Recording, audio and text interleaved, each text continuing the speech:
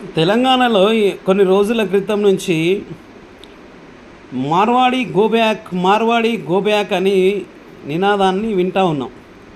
నేను ఈ YouTube open చేస్తే మొత్తం అవే వస్తూ ఉన్నాయి.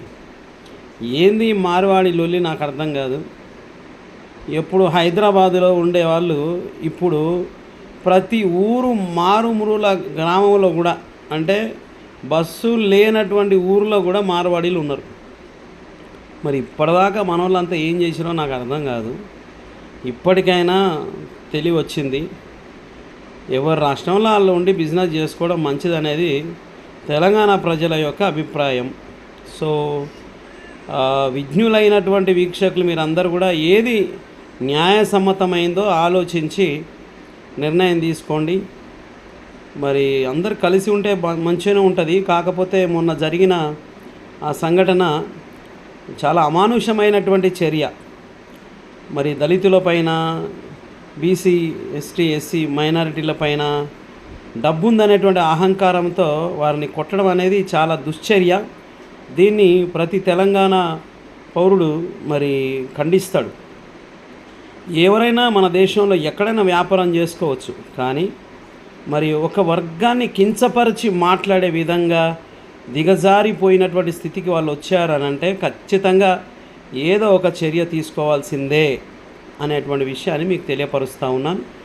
మరి ఆర్థికంగా బలపడ్డాం కదా అని అనగారినటువంటి తెలంగాణ ప్రజలను బానిసలుగా మార్చుకుంటామంటే ఖబర్దార్, ఆంధ్ర పాలకులను పంపించేసినట్టుగా మార్వాడీలను కూడా పంపించాల్సి వస్తుంది. సో కనుక మరి తెలంగాణలో ఉండాలంటే తెలంగాణ మనోభావాలను దెబ్బతీసే విధంగా ఎవరు మాట్లాడకూడదు.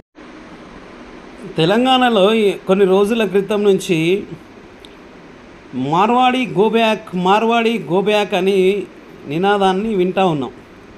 నేను ఈ యూట్యూబ్ ఓపెన్ చేస్తే మొత్తం అవే వస్తూ ఉన్నాయి.